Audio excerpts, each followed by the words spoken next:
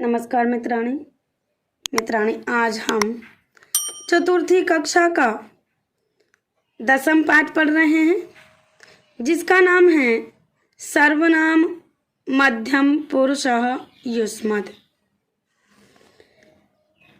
तो आगे पढ़ते हैं छात्रों। हिंदी में मध्यम पुरुष के वाक्य तू या तुम दोनों और तुम सब से शुरू होते हैं। इसी प्रकार संस्कृत में मध्यम पुरुष के लिए त्वम तुम, युवाम तुम दोनों और यूयम तुम सब का प्रयोग होता है। यथा त्वम का अर्थ होता है तुम। ठीक है छात्रों। त्वम पठसि तुम पढ़ रही हो। त्वम लिखसि तुम लिख रहे हो। युवाम का अर्थ होता है तुम दोनों। ठीक है छात्रों। युवाम हसतः तुम दोनों हंस रही हो। युवाम क्रीडतः तुम दोनों खेल रहे हो। ठीक है छात्रों। आगे यूयम का अर्थ होता है छात्रों तुम सब। यूयम गच्छथ तुम सब जा रहे हो अथवा जाते हो। यूयम नमथ तुम सब नमस्कार कर रहे हो। ठीक है छात्रों। तुम सब नमस्कार कर रहे हो अथवा करते हो।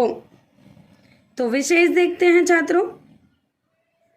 युष्मद् शब्द का पुल्लिंग और स्त्रीलिंग दोनों में समान रूप से प्रयोग किया जाता है।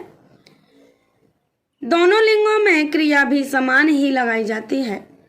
यथा त्वम पठसि तुम पढ़ते हो या तुम पढ़ती हो।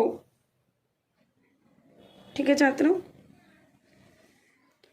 त्वम नृत्यसि तुम नाच रहे हो अथवा तुम नाचते हो।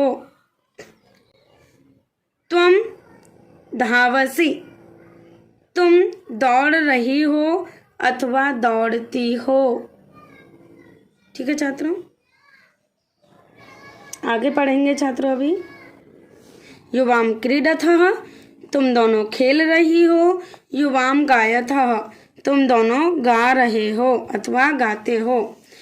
यूयम वदथ तुम सब बोल रही हो अथवा तुम सब बोलती हो। यूयम पश्यथ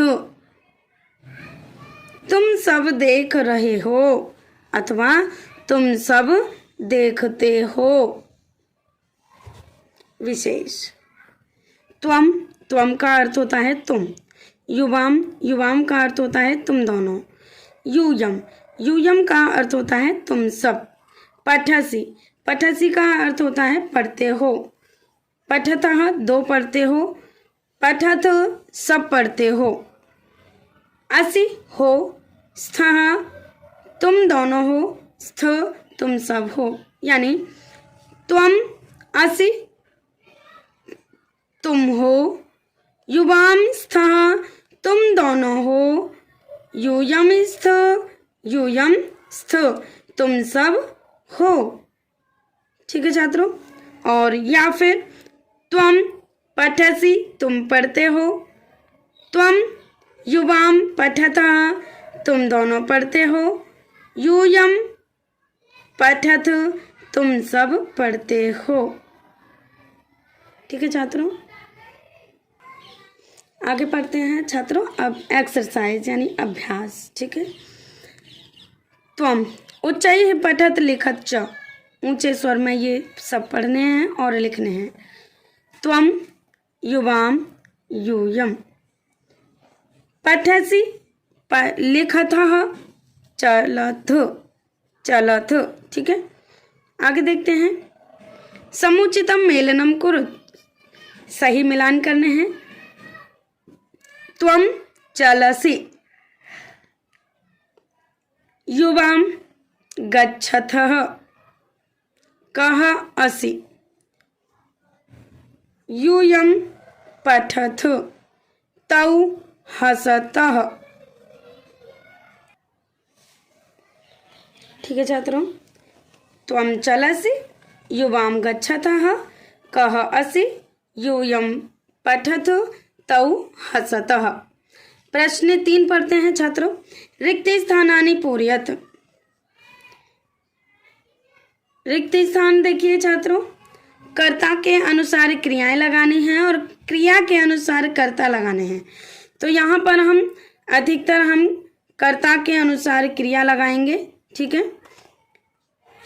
और यहाँ तो प्रश्न 3 में तो हम क्रिया के अनुसार कर्ता लगाते हैं। प्रश्न 4 में हम क्रिया कर्ता के अनुसार क्रिया लगाते हैं। यहाँ पर हम पहले प्रश्न 3 देखते हैं।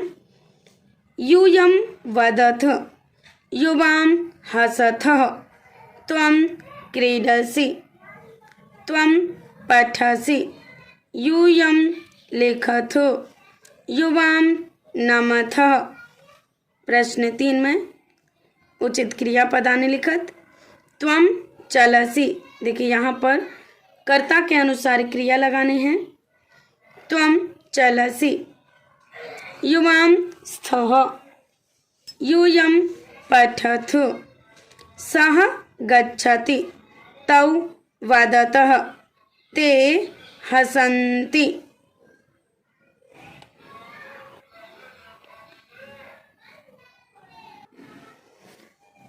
प्रश्न 5 पढ़ते हैं छात्रों। उदाहरणानुसारं वाक्यानि रचयत। नंबर क, त्वं अध्यापिका असि, तुम अध्यापिका हो। नंबर ख, त्वं अध्यापकः असि, तुम अध्यापक हो। नंबर ग, त्वं सैनिकः असि, तुम सैनिक हो। नंबर घ, त्वं वाहन चालकः असि, तुम वाहन चालक हो। नंबर ङ, त्वं वैद्यः असि, तुम वैद्य हो।